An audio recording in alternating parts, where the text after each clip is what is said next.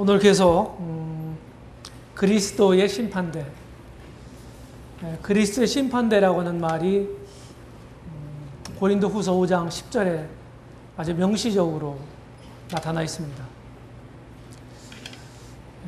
그리스도의 심판대. 이것은 이제 다른 말로 하면은 믿는 사람들의 상급에 관련된 심판이에요. 이 심판의 종류가 이제 여러 가지인데요. 나중에 이제 우리가 정말로는 한 주제 가운데 이제 나오는데 이미 상급 심판은 믿는 사람들과만 관련된 이런 심판이에요. 우리 오늘 이 시간에는 이 상급 심판의 결과부터 다시 한번 보겠습니다. 먼저 여기 보기 전에요. 요새 이제 우리 욥기서를 읽고 있죠. 욥기 34장 10절, 11절, 12절 세 구절을 함께 읽겠습니다.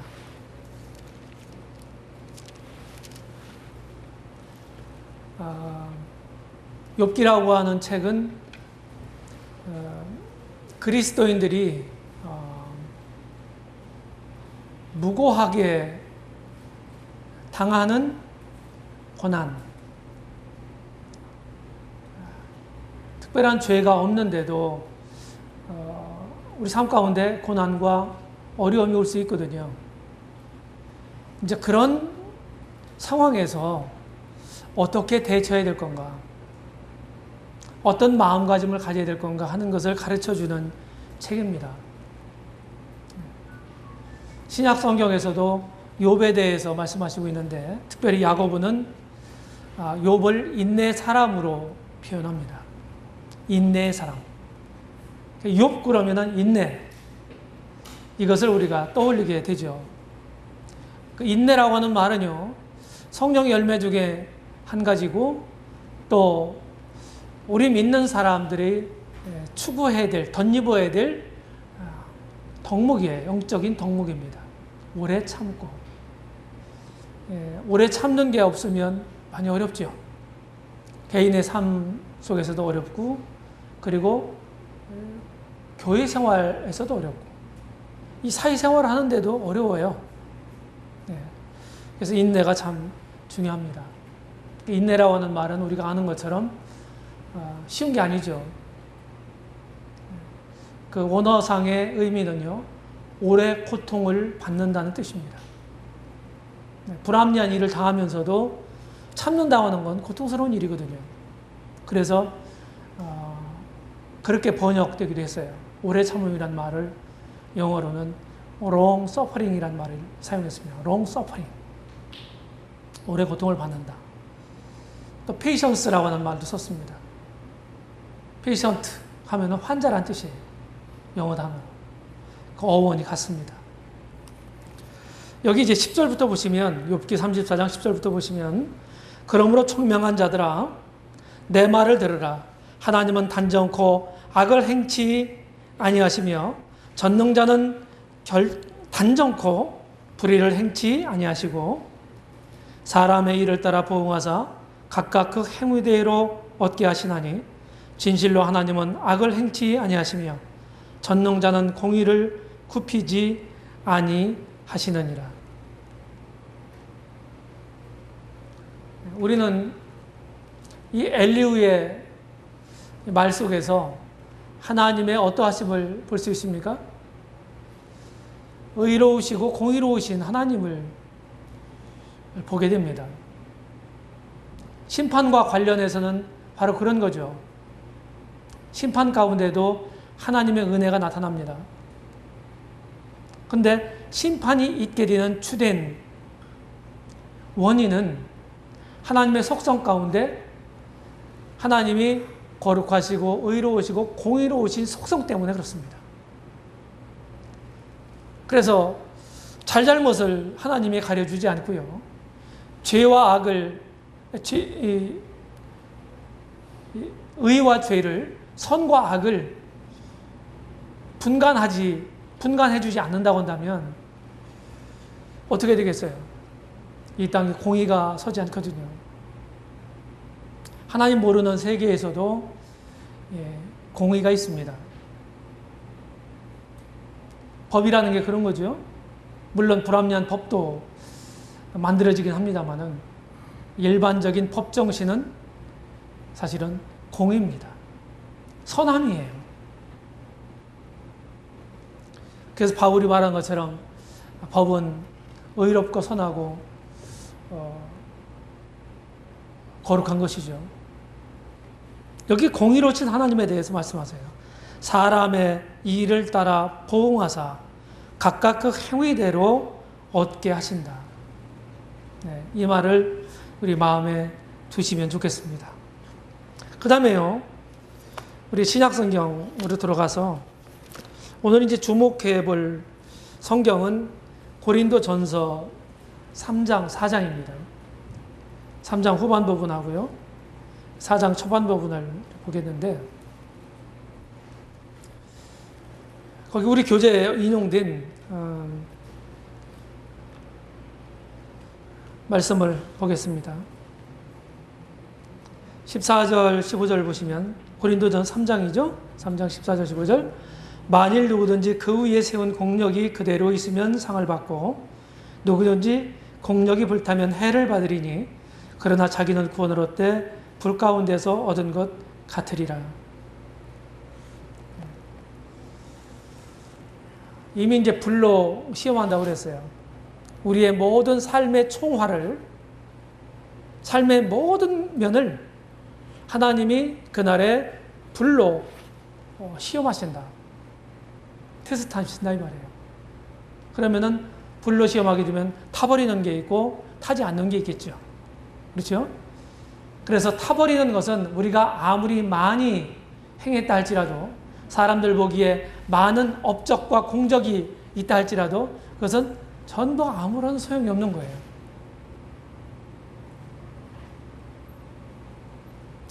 불로 시험했을 때 남아있는 것, 타지 않는 것만이 상급으로 연결되는 것입니다. 누구든지라고 말씀하고 있어요. 누구든지. 여기 지금 대상은 거듭난 사람들이에요. 여기 누구든지는 누구겠어요? 거듭난 사람이라면 예외 없이, 이런 의미가 될 것입니다. 그 위에 세운 공력이 그대로 있으면, 불로 시험했을 때 타지 않고 그냥 있으면 상을 받게 될 거다. 이렇게 말씀하고 있고요. 공력이 불타면 해를 받을 것이다. 네. 여기 해라고 하는 말은 잃어버린다는 뜻이에요. 다른 말로 바꾸면 손해본다는 뜻입니다. 지난 시간에도 말씀을 드린 것처럼 성경을 보니까요, 우리가 거듭난 후에 하나님 말씀과 또 성령의 인도를 따라서 정상적인 믿는 사람의 삶을 살게 되면요, 상은 받도록 되어 있어요. 상은 주어지는 것입니다. 믿는 사람다운 삶을 살면, 그리스도인다운 삶을 살기만 해도 상급을 약속하셨어요. 그러니까 정상적이라면 상을 못 받을 사람은 없다 하는 거예요. 그렇다고 하면은 하나님 왜 상급을 허락하셨겠는가? 뭐 잘못을 따지고 잘한 것을 막 높이고 그러기 위한 목적이라기보다는 어렵잖아요. 우리 삶의 환경이에요. 그렇죠? 많은 불합리한 환경도 있고 애매히 받는 고난도 있고, 그렇게 우리 사는 삶의 환경이 우리 신앙을 따라서 살아가기에 그렇게 호락호락하지 않지 않습니까? 맞아요? 우리 개인적인 연약함이 얼마나 많습니까? 그것을 넘어서기가 얼마나 어려워요? 하나님 그런 걸 아신단 말이에요. 그런 어려움들을 하나님이 아시고, 그런 환경 가운데서도 믿음을 따라 살았구나. 믿음을 따라 살아가기 위해서, 그것을 고무시키고 격려하기 위해서 이 상급을 약속하셨다. 저는 그것이 주의 목적이라고 봅니다.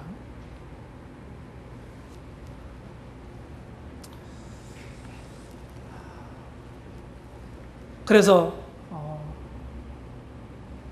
우리가 주님께 마음을 두고요, 주님을 따라서 한 걸음 한 걸음 이렇게 살아가다 보면은 결국 주님을 만나게 될 것이고 주님으로부터 칭찬을 받게 될 것입니다. 그 다음에 15절 마지막 후반절에 보게 되면은 그러나 자기는 구원을 얻되 불 가운데서 얻은 것 같으니라. 불 가운데서 얻은 것 같다. 구원을 받지만 지금 여기에 구원을 받고 구원을 못 받고, 다시 말해서 천국과 지옥의 문제를 얘기하는 게 아닙니다. 여기서는 구원을 받아요. 거듭난 사람은 다. 그거는 100% 하나님의 은혜로 구원을 받는 거거든요. 천국에 가는 거거든요. 거기에는 뭐 이의가 있을 수가 없어요. 그런데 불 가운데서 얻은 것과 같은 구원, 그게 무슨 뜻이냐면은 마땅히 정상적인 삶을 거듭난 사람으로 살아가다 보면은요, 상급은 주어지도록 되어 있고 받도록 되어 있는 건데, 그렇게 못 살았어요. 아무리 눈을 씻고 찾아봐도 상 줄 만한 게 없거든요. 구원받은 건 분명한데. 그랬을 때 상을 하나도 못 받는 거죠. 공력이 무엇인가를 내가 했을 거예요. 잠깐 동안 내가 참 주님을 사랑합니다, 이렇게 하고서 일시적인 어떤 감정에 의해서, 일시적인 것에 의해서 그냥 무슨 일을 섬긴 일도 있고 행한 일도 있을 거예요. 그런 걸 하나도 없는 사람이 있을 수 없거든요. 근데 그게 어떤 목적으로, 어떤 동기로 했느냐, 이게 중요한 거예요. 그게 그냥 자기를 나타내기 위해서 한 거냐, 아니면 즉흥적인 주님의 사랑에 감동하고 그 감사해서 사랑으로, 선한 동기로 이렇게 한 것이 아니고 다른 어떤 육신적인 다른 목적이 있어서 그렇게 했다고 한다면 그것은 불에 타 없어지는 공력이란 말이에요. 그럼 아무리 많이 해도 소용이 없는 것입니다. 지난 시간에 상을 받는 가장 중요한 게 뭐냐, 우리의 충성도를 시험하신다, 이렇게 말씀드렸어요. 충성이라고 하는 말은요, 꾸준한 신실함을 가리키는 거예요. 충성이란 말이 뭐 신실하다, 미쁘다, 믿음직하다, 이런 말하고 같은 말이에요. 같은 뜻이라고 하는 거예요. 어떤 사람이 그냥 갑자기 내가 이런 일을 하겠습니다, 좋은 의도로, 좋은 일을 그렇게 했다가 잠시 동안 그렇게 했다가 더 많은 세월 동안에는 그냥 신뢰를 잃어버리고 그냥 거짓말이나 했었고, 자기가 한 약속도 그냥 금방 그냥 초계같이 버리고, 이런 사람을 믿음직한 사람이라고 말하지 않죠. 그런 사람은 충성스러운 사람이 아닙니다. 가장 중요한 게 충성스러움이라고 그랬어요. 우리 거듭난 사람들은요, 성령이 계시고 서성품이 있고요, 그리고 하나님 말씀이 그래도 속에 있기 때문에 옳은 말은 쏟아낼 수 있어요. 말을 잘 꾸며서 말할 수 있어요. 사람들 듣기 좋게. 사람들이 동의하도록, 동감하도록 만들 수 있어요. 근데 삶은 그렇게 할 수 없다는 거예요.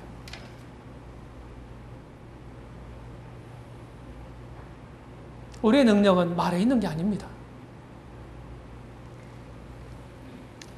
불 가운데서 얻은 것 같다. 그래서 저는 우스갯소리로 이걸 나체성 구원이다, 이렇게 말씀을 드린다고 그랬죠. 벌거벗은 것 같은 거예요. 구원을 받았지만 부끄럽죠. 많은 사람들 가운데서 한두 명 상을 받는다. 그러면은 안 받는 사람이 더 많으니까 그래도 괜찮을 거 아니겠어요? 그런데 대부분의 사람들이 다 상을 받고 소수가 상을 못 받는다. 한번 생각해 보세요. 그건 다른 상황이죠? 아마 주님 앞에 갔을 때 그러지 않겠나. 네, 그런 생각을 갖는 겁니다. 불 가운데서 눈 같으니라. 우리가 이런 사람이 돼서는 안 되는 겁니다. 나를 구원해 주신 주님께 감사하고 늘 예배 시간에 참석하면서 하나님 감사합니다 하면서 아멘하고 이렇게 하는 사람들이 거듭난 이후에 주님 만날 때까지 주님 안에서 살아온 모든 삶을 주님을 위해서 한 모든 일을 다 평가받는 그 자리에서 상 받을 만한 게 아무것도 없다면 그거는 헛된 삶을 산 거거든요.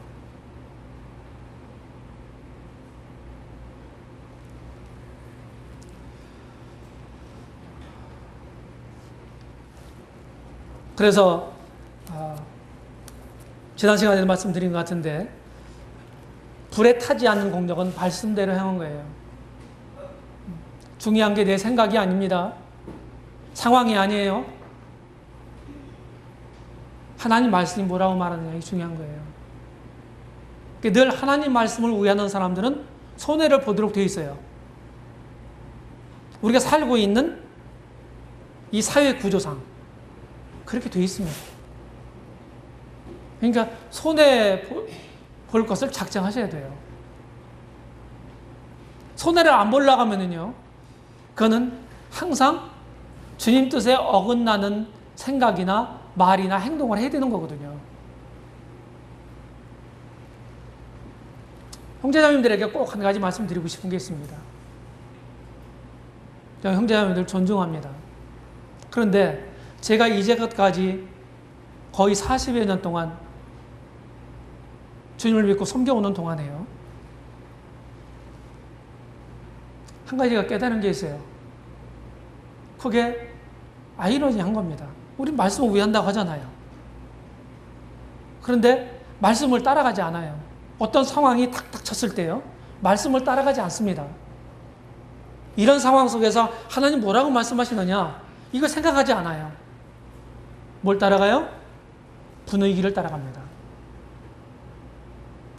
그것을 상황적으로 이해합니다. 이게 우리의 맹점이라고 하는 거예요. 그래서는 안 되는 것이죠. 하나님 말씀 편에 소수가 서 있을 수도 있어요. 성경에 얼마든지 그런 예들이 있습니다. 다수가 항상 옳은 건 아니에요. 우리가 이런 태도를 견지하지 않으면요, 우리는 금방 부패하게 돼요. 금방 세속화돼요. 말씀대로 행해야 되는 거예요. 그래서 우리의 최고의 가치가 뭡니까? 성경대로예요. 성경대로. 우리가 이걸 무시하는 순간, 이것을 의식하지 못하는 순간에 우리는 결국 어떻게 돼요? 타협하게 되고 세속화되는 거예요. 사랑으로 행한 일입니다. 우리 사랑이 참 부족한 사람들이죠. 성경이 말하고 있는 사랑, 그게 우리에게는 없는지도 모르겠습니다. 대개는 뭡니까? 대개는 우리는 그냥 품앗이 사랑하는 거예요. 저 사람이 나한테 사랑하면 나도 저 사람한테 사랑하고, 저 사람이 나를 사랑하면 나도 사랑하고, 저 사람이 나를 미워하면 나도 미워하고. 이거는 세상 사람들도 다 하는 거거든요. 그렇잖아요? 우리 다른 점이 뭐예요? 이제 그걸 극복해야 되는 거예요. 그게 인간적인 한계고, 우리들의 한계고, 우리가 살고 있는 이 사회의 한계거든요. 믿음을 가진 사람들은 그걸 넘어서야 되는 거죠. 근데 그걸 넘어서기가 어려운 거예요. 거기에는 뭐가 있어요? 자기라고 하는 태산이 있거든요. 그렇죠? 이게 어려운 겁니다. 그래서 신앙생활을 하면서요, 늘 싸우는 게 뭐냐면요, 환경도 아니에요. 다른 사람도 아닙니다. 우리 신앙생활의 최대의 적은 누구예요? 자입니다. 양파 껍데기 자꾸 벗기면 뭐가 나와요? 자꾸 벗겨지잖아요. 그걸 자꾸 말이에요. 벗겨보면요, 내가 있어요. 그걸 넘어서야 되는데 그걸 넘어서지 못하는 거예요, 우리가요. 그러니까 실패하는 것입니다.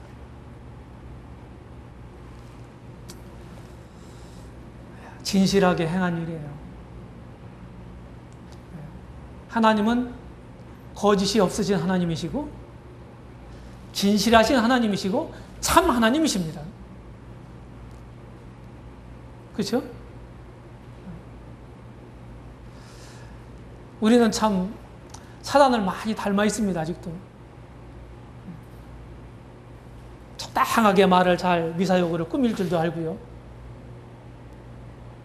적당하게 자신을 포장할 줄 알고요, 네?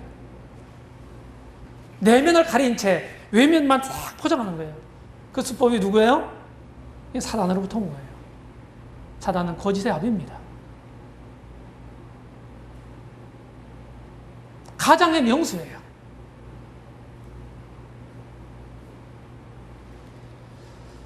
하나님은 진실함을 원하신다고 말씀했어요. 중심의 진실함을 원하신다. 그리고 겸손하게 행하는 일입니다. 겸손하게. 이 겸손도 참 어려워요. 에덴에서 사단의 사주를 받던 날로부터 우리 마음 가운데 뭐가 들어왔습니까? 하나님이 자신에게 주신 그 위치, 그 지위, 그것에 만족하지 못하고 그것을 더 뛰어넘으려고 하는 그런 잘못된 생각이 들어온 거예요. 그 사단이 집어넣어 준 겁니다. 선악과를 따먹는 순간에 네 눈이 밝아 하나님과 같이 되심을 하나님이 하신다. 그게 뭔가요? 지극히 높은 보좌에 올라 내가 지극히 높은 자와 비길이라 라고 생각한 사단이 가지고 있었던 그 생각 자체를 심어준 거예요. 그래서 우리는 만족을 잘 모릅니다. 그렇죠? 추락할 줄 모르고 계속 올라가려고 하는 거죠. 사단이 계속 올라가려고 하다가 결국 어떻게 됩니까? 우리 주님이 사단이 번개같이 하늘로서 떨어지는 것을 내가 보았노라. 추락했습니다. 결국은 어디까지 내려가요? 지옥 불문까지 갑니다.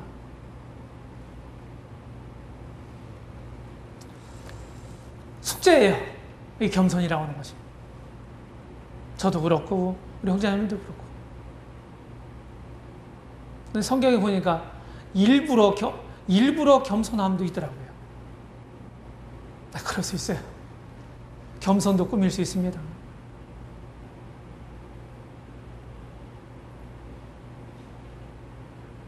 진짜 겸손은요,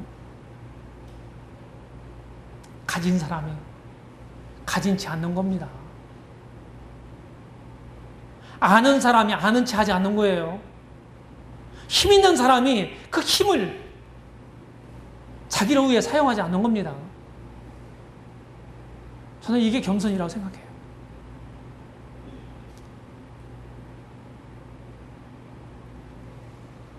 못 가진 사람이 못 가진 것 그 자체를 그냥 있는 자체가 겸손이 아닙니다.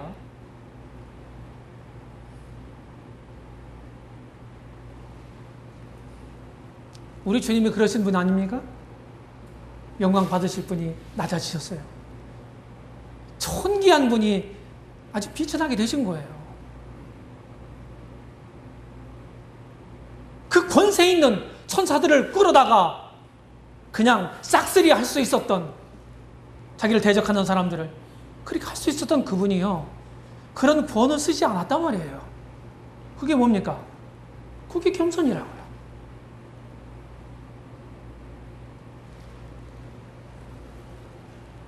그래서 우리는 그분을 배워야 되고 닮아야 되는 겁니다. 우리 목표는 뭡니까? 신앙생활의 목표는 범사에 그에게까지 잘할지라. 그리스도의 장성한 분량에 충만한 데까지 이르리니. 이게 우리 목표예요.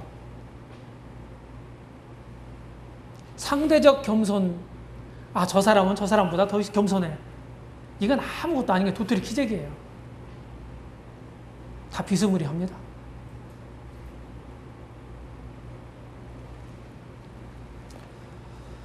쉽지 않아요. 그 다음에 충성스럽게 행한 일입니다.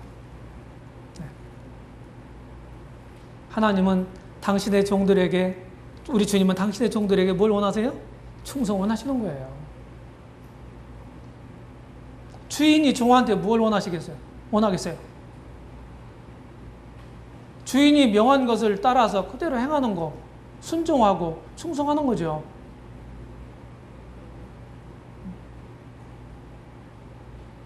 종이 주인에게 충성했다고 자랑할 게 있나요? 자랑할 게 없어요. 누가복음 17장 10절에 있는 것처럼요, 마땅히 우리의 행할 일을 행한 것뿐이라. 이렇게 고백해야 마땅한 거거든요. 그래서 내가 진짜 나를 구속하신 그분이 내 주님이라면, 우리가 그렇게 그분을 주님이라고 부르고 그렇게 생각하는 것이 맞다면,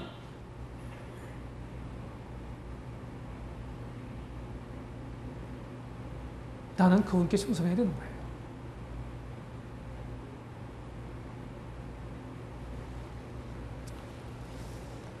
충성 외에 종이 뭐가 필요하겠습니까? 충성스럽게 행한 일이에요. 충성스럽게 행한 일은요, 어떤 일을 맡았으면은 어떤 때는 열심을 내서 하다가, 어떤 때는 내 상황이 그렇고 내 마음이 그렇고 내 신앙이 좀 별로 충만하지 않고, 그랬을 때 그냥 그때는 그냥 놔두고 있다가 또 마음을 부추겨 가지고 열심히 또 하자, 이렇게 해서 또 잠시 동안 하다가, 이게 충성스러운 게 아니에요. 충성스러운 사람은요, 비가 오나 눈이 오나 어떤 상황이든지 어떤 처지든지 변함이 없는 사람을 가리키는 겁니다. 그게 참 중요해요. 제가 이제 지역 교회들을, 다른 교회들을 방문해 보면요, 눈에 딱 이렇게 들어오는 성도들이 있어요. 그들은 대개 특징이요, 들레지 않습니다. 크게 말을 많이 안 해요. 근데 조용히 자기 일거리를 찾아서 해요. 누가 시켜서 하는 것도 아니에요. 자기 일거리 그렇게 하는 거예요. 다른 사람이 안 넣는다고 탓할 것도 없고, 내가 한다고 자랑할 것도 없고, 그런 형제 자매들이 보이더라고요. 하나님은 그런 사람들을 통해서 당신의 교회를 사실은 채워가시는 거예요. 그 다음과 수상과 손해를 보게 되면, 디모데후서 4장 8절에 보게 되면 바울이 고백한 것처럼 주님은 의로운 재판장이시다, 이렇게 말했습니다. 의로운 재판장. 우리 주님은 편벽되실 수 없는 분이죠. 아주 공정한 분이에요. 사람도 가지 않습니다. 그래서 상도 주시고 이렇게 하시는데, 우리 주님의 분별, 판단은 공정하십니다. 거기 쭉 읽어보시면, 충성스러운 자들은 천국에서 큰 자가 됩니다. 반면에 육으로 심은 자들은 썩을 것만 거둘 것입니다. 그 심은 대로 거두리라. 이 말은 영적인 세계에서나 이 세상에서나요, 불변하는 철칙입니다. 심은 대로 거두는 거예요. 심은 대로. 뭘 심느냐, 이게 중요한 거예요. 뭘 심을 거냐. 금방 그건 오늘 심을 때 금방 나타나지 않거든요. 요새 이제 김장 심을 때인데요. 배추무를 심을 때입니다. 그걸 심지 않고 어떻게 11월 달에, 11월 말쯤 김장 채소를 수확할 수 있겠습니까? 지금 심지 않고. 불가능한 일이죠. 심은 대로 거두는 거예요. 항상 이제 조그만 텃밭에 저희는 이제 콩밥을 잘 먹으니까 서리태콩을 조금씩 심었어요. 해마다. 말 그대로 서리태입니다. 서리 올 때 거둔다 이 말이에요. 근데 요새는 이 날씨가 그냥 이상해가지고요. 서리가 그냥 오지 않을 때 갑자기 와요. 그래 연구러 가는데 그냥 갑자기 서리가 오면은 다 죽어버립니다. 그래서 소출이 그냥 신통치 않아서요. 그래서 재미를 한 번도 본 적이 없습니다. 서리태를 심어서. 올해는 아예 안 심었습니다. 뭘 심었냐면요. 팥을 심었어요. 팥은 수확이 좀 빠르거든요.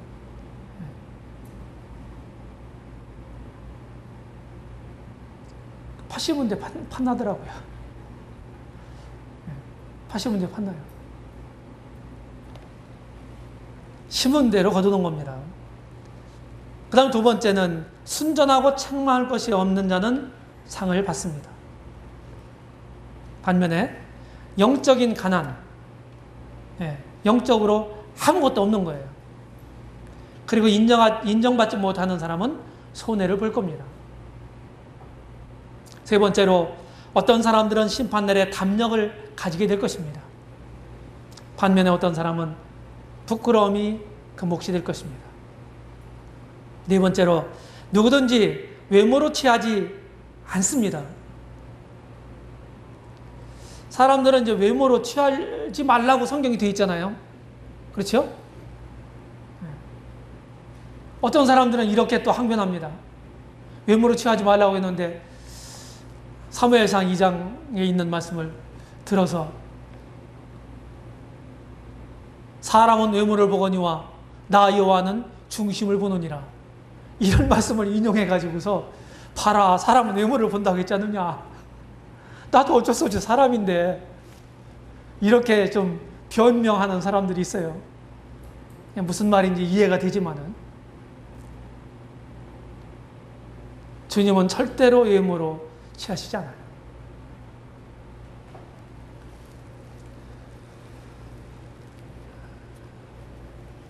자기 행위대로 받습니다.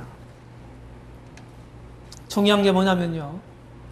중요한 게 사람들이 어떻게 생각하느냐, 이게 중요한 게 아니잖아요. 물론 정상적이라면은요, 주님을 위해서 잘 살아가면요, 주님 믿는 사람들 가운데도, 아니 더 밖에 세상 사람들에게도 평판이 좋게 나는 거예요. 성경에 그런 애들이 또 있잖아요, 초대교회 때.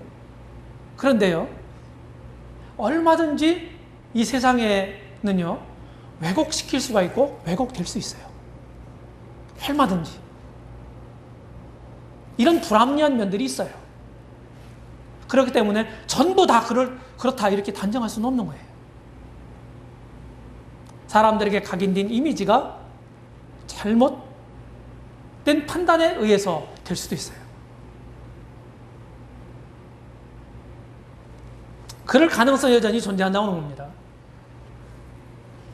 다섯 번째로, 구원은 믿음에 의하지만 보상은 충성에 의하고, 아들의 자격으로 생명을 얻지만 종의 자격으로 상급을 받습니다.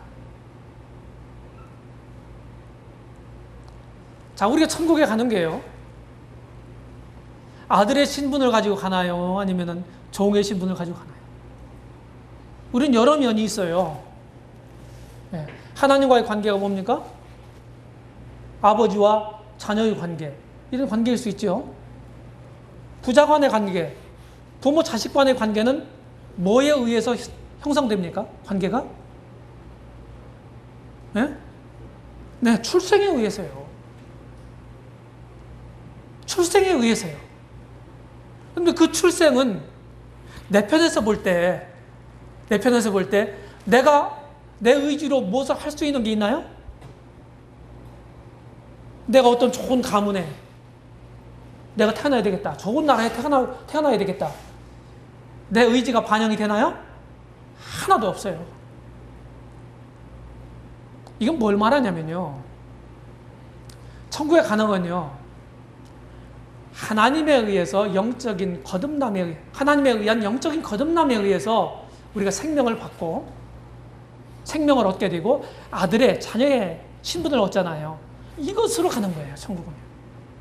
다른 거 아무것도 없어요. 필요 없어요. 그런데 지금 우리가 지금 함께 생각하고 있는 이 상급의 문제는요. 자녀의 차원이 아니라 주종관계의 차원이에요. 주님과 나의 관계에서. 주님이 종들을 평가하신다 이 말이에요. 복음서에서 우리 주님이 주인이 종들에게 어떤 일을 맡기고 먼 타국에 갔다가 돌아와서 회개하는 장면이 나오죠. 그렇죠? 그런 것들이 무엇입니까? 이런 진리들을 비유적으로 보여주고 있는 것입니다.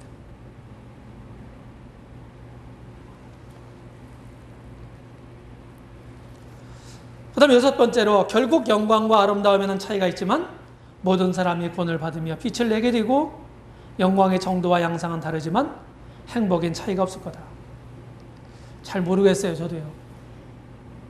이렇게 말을 하지만은 다 천국에 가요. 그럼 천국에 가서 뭐 부끄러움이 있을 거다. 성경도 그런 표현이 있거든요. 그럼 거기가 천국일까? 아마 그 부끄러움은 잠시뿐일 거예요. 그거 천국에 가서 주님 만났을 때 잘못 살아도 그냥 잠시 동안 부끄러움이 있고 영원토록 행복감에 젖어 산다한다면 그냥 뭐 별거 아니네 그거. 적당히 살아도 되겠네. 이렇게 생각하시는 분들이 혹시 계십니까? 이건 주님이 넣어준 생각이에요? 사단이 넣어준 생각이에요? 속지 마시기 바랍니다. 우리 생각이 얼마나 왜곡되어 있는지 아세요? 정상적인 걸 별로 생각 안 해요. 그 세상적인 말로 뭐라고 얘기합니까? 그걸 잔머리라고 그러거든요. 잔머리. 잔머리를 잘 굴려요. 우직하게 정도로 가야 되는데 그런 일을 별로 싫어요. 어렵고 힘들고 그렇다고 생각하죠. 마지막 단락에서 상급 심판의 영광을 보겠습니다. 자, 그 말씀 읽기 전에요. 고린도전서 4장 1절부터 5절까지 말씀을 빨리 읽겠습니다.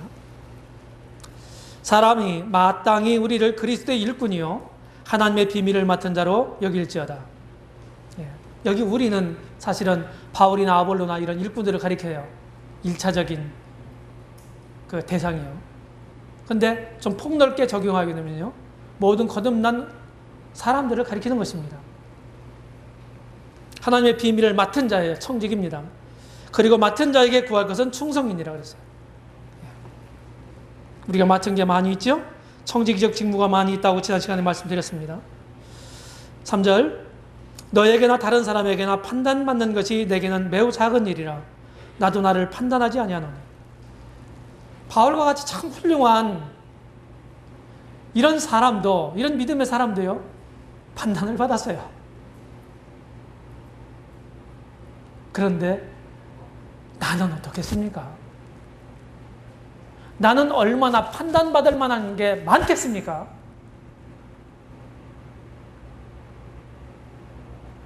받을 만한 게 많단 말이에요. 우리 각자는요. 그런데 여기 지금 자신을 판단하지 말라는 거예요. 자책하거나 내가 이러니까 괜찮아. 이러니까 안 돼. 판단하지 말라는 거예요. 누가 판단하게 해야 합니까? 4절에 보게 되면 내가 채착할 아무것도 깨닫지 못하나 그러나 이를 인하여 의롭다함을 얻지 못하노라. 다만 나를 판단하실 이는 주시니라 그랬어요. 그러므로 때가 이르기 전 곧 주께서 오시기까지 아무것도 판단치 말라.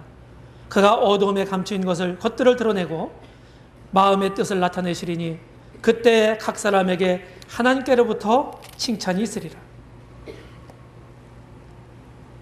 여기 바울은요, 주님 앞서서 일하는 자신을 비롯한 일꾼들에 대한 얘기를 하고 있는 겁니다. 문맥이 그래요. 여기 3장에서부터 쭉 이어지는 것입니다. 문맥이.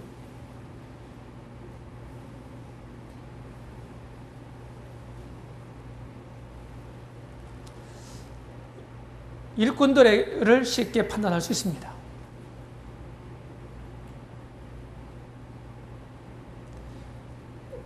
대부분 일꾼들은요, 드러나요. 그들의 행적이라든지 이런 것들이 다 드러나요.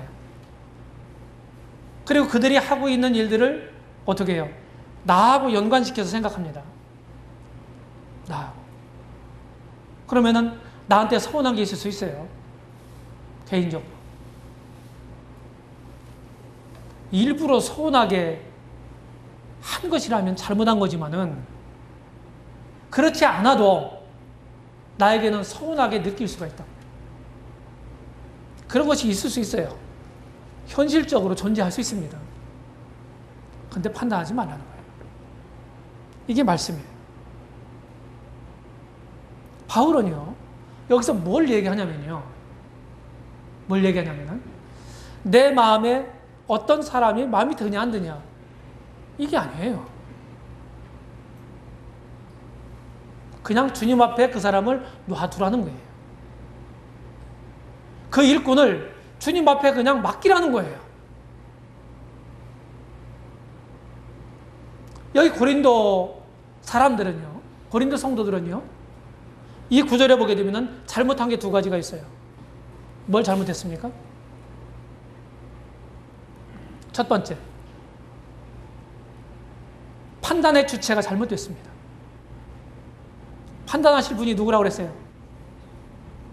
판단하실 이는 주신이라. 주님이 판단해야 되는데 누가 판단한 거예요? 고린도 성도들이 판단한 거예요. 바울은 어쩌고 아볼로는 어쩌고 게바는 어떻고 이렇게 판단한 겁니다. 판단의 주체가 잘못된 거예요. 고린도 성도들이 일꾼들을 게바나 아볼로나 바울이나 그 당시의 일꾼들을 판단할 수 있는 권한이 있었나요? 없었나요? 있었어요? 없었어요? 있었어요? 없었어요? 없었어요. 판단한 거예요. 그는 무엇입니까? 월권입니다. 죄악이에요. 주님이 권한을 도용한 것입니다. 판단의 주체가 잘못됐다. 두 번째는 5절 상만 부분에 보게 되면은 그러므로 때가 이르기 전 곧 주께서 오시기까지 아무것도 판단치 말라. 모든 사람, 일꾼들을 비롯해서 모든 사람들을 판단받을 수 있는 시기가 언젠가요? 주님 오실 때예요. 주님 만날 때예요. 그러니까 여기 고린도 성도들은 또 뭐가 잘못됐어요? 판단의 주체가 잘못됐고 두 번째는 판단의 시기가 잘못된 거예요. 주님 오실 때까지 아무것도 판단하지 말라는 거예요. 성경에 명시적으로 되어 있어요.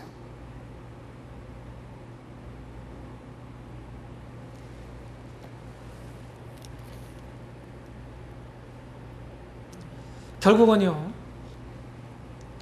우리의 잘잘못은 다 주님에 의해서 나타날 것이고 밝혀질 거예요.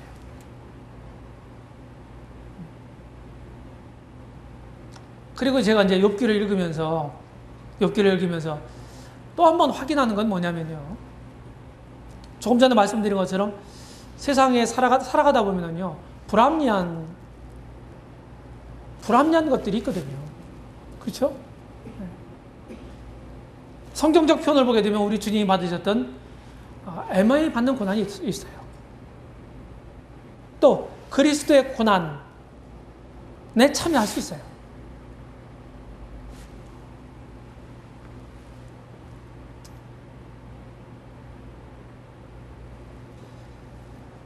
욥은 사실은 그런 거거든요.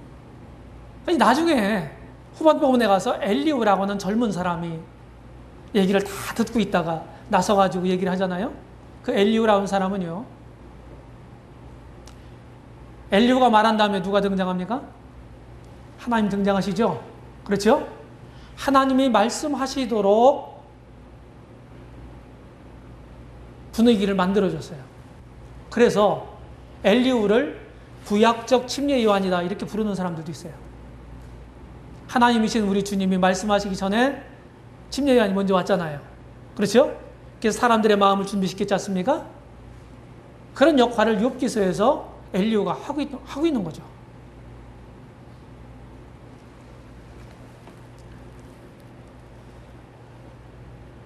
엘리후가 하는 말이 뭐냐? 욥에게 큰 죄가 있고 악이 있고 그렇다고 하는 게 아니라 나는 잘못이 없는데 왜 이런 고난이 오느냐? 근데 다른 세 사람, 엘리바스나 소발이나 빌닷이나 이런 사람들은 어떡합니까? 야, 그렇게 된 것이 왜 원인 없이 까닭 없이 그렇게 되겠냐?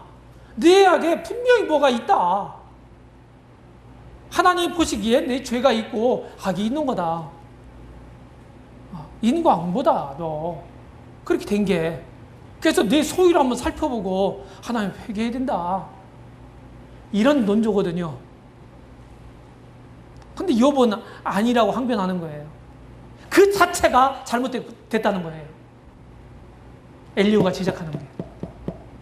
그래서 우리의 삶 속에서요, 이 관계 가운데서 문제가 생길 수 있잖아요. 문제가 생기는 건요, 절대로 일방적일 수 없어요. 네. 뭐 비중은 좀 다를 수 있어요. 일방적일 수 없어요. 그러면 어떻게 됩니까? 내가 크게 잘못한 것이 없다고 생각해도요, 잘못이 뭐가 있나 나한테? 내가 뭘 잘못했나? 이걸 살펴보는 게 경건한 사람인 거예요. 근데 우리는 대개 어떻게 합니까? 나는 하나님은 떳떳한데 잘못한 것도 없는데 이렇게 대개 얘기하거든요. 그럼 손가락질을 하는 거거든요. 이러면 이제 문제가 해결되지 않습니다. 문제 중심은 어디에 있는 거예요? 내 안에 있는 거예요. 모든 문제는요, 내 안에 있어요. 다른 데 핑계를 대면요, 그것은 계속 악화시키는 거예요. 다른 데로 핑계를 대면. 이건 해결책이 아니에요.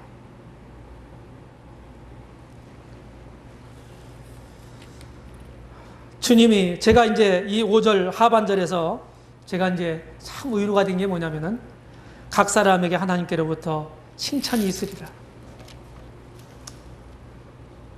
제가 청년기에 이 말씀을 읽으면서 그런 생각을 했습니다. 내가 저렇게 훌륭한 분들은 얼마나 주님 앞에 갔을 때 상을 많이 받겠나. 나는 아무것도 한 것도 없고 형편없는데, 이렇게 생각을 하고는요, 부끄러우면 어떡할까, 이런 생각 가졌어요. 그런데 이 말씀을 읽으면서 큰 위안이 됐던 게 뭐냐면, 그때의 각 사람에게 칭찬이 있으리라. 주님은 허물을 들춰내기 위해서 이렇게 하시는 게 아니구나. 어떻게 하시든지 작은 일이라도, 사람들이 알아주지 못한 일이랄지라도 그것을 찾아내서 우리를 칭찬하고 위로하시기 위한 거다. 위하십니다. 이런 생각을 하면서 큰 격려가 되고 힘이 됐어요. 주님은 그러신 분이거든요. 심판 얘기하게 되면요, 항상 그분은 두려운 분, 무서운 분, 너무 이쪽으로 치우쳐도 안 되고, 그분은 모든 죄를 용서하시고 나를 그냥 관대하게 봐주시는 분, 이렇게만 생각해도 안 되는 거예요. 이 중심이 필요한 거예요. 중심. 굉장히 중요한 얘기입니다. 한쪽으로 치우칠 때 항상 문제가 오는 거예요. 그다음 마지막 단락 빨리 보겠습니다. 이제 면류관을 받지요. 면류관 종류를 성경은요, 저는 이렇게 나눕니다. 사람들마다 똑같이 이렇게 나눈 건 아니에요. 썩을 면류관이 있고 썩지 않을 면류관이 있어요. 면류관은 상급의 상징입니다. 이 당시에는 이제 고대 올림픽이 있었던 때잖아요. 그래서 월계수 관을 씌워서 우승한 사람들에게 그게 큰 영예거든요. 지금처럼 뭐 금메달을 걸어주고 뭐 포상금을 주고 이런 게 없었을지라도 그 월계수 관을 쓰는 것이 굉장히 큰 명예였어요. 그래서 성경에서 면류관이라고 하는 이런 용어를 들어서 상급을 묘사하고 있는 것입니다. 썩을 면류관이 있고 썩지 않은 면류관이 있어요. 썩을 면류관은 가연성 공력이죠. 맞죠? 썩지 않은 면류관은 불연성 공력입니다. 자, 불연성 공력은 뭐냐면 의의 면류관이 있어요. 믿음의 길을 충성스럽게 걸어간 사람들. 이런 사람들이 줘요. 평범한 사람들이라 할지라도 믿음으로 꾸준하게 걸어간 사람들. 그런 분들이 있죠. 그게 의의 면류관입니다. 그 다음에 생명의 면류관이 있는데 이것은 엄청난 박해와 고난 가운데서 믿음으로 이걸 극복한 사람들. 우리 시대는 아마 이 생명의 면류관을 받을 수 있는 사람이 우리에게는 별로 없을 것 같습니다.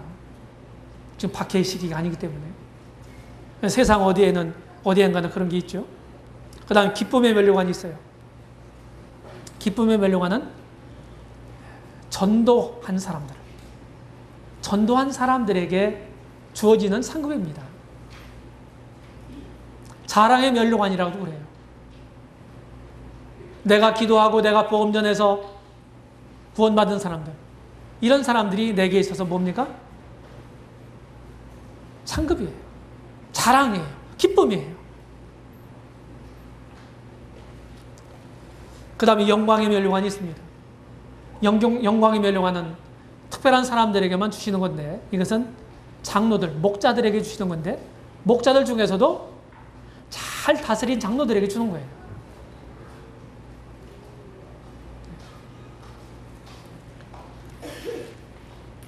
계시록 우리가 공부했지만 계시록 4장 4절에 보게 되면은 24 장로들이 있죠? 그들이 흰 옷을 입고 보좌에 앉아서 면류관을 쓰고 있지 않습니까? 그 면류관이 상급을 받은 상태를 가리킵니다. 이미 휴거가 돼서 그리스도 심판대를 거쳐서 상급을 받고 있는 상태.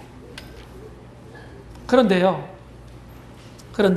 4장 마지막 부분에 보게 되면요. 4장 10절에 보게 되면은 자기 24 장로들이 자기 면류관을 벗어서 주님 앞에 드립니다. 하나님 앞에. 네. 자기 면류관을 드려요. 이 면류관은 무엇입니까? 자기 영광이잖아요. 하나님 앞에서 자기 영광, 그것을 그냥 쓰고 있을 수 없는 거예요. 그래서 그것을 그냥 하나님께 벗어 드리는 겁니다. 저는 이 말씀을 읽으면서 하나님께, 우리 주님께 벗어드릴 면류관이 없으면 어떡하나. 그때에 이런 생각을 가진 적이 있어요. 딱 벗어드리잖아요, 지금. 이건 저에게 가당치도 않은 것입니다. 주님이 다시 취하십시오. 이 영광을. 이런 의미겠죠.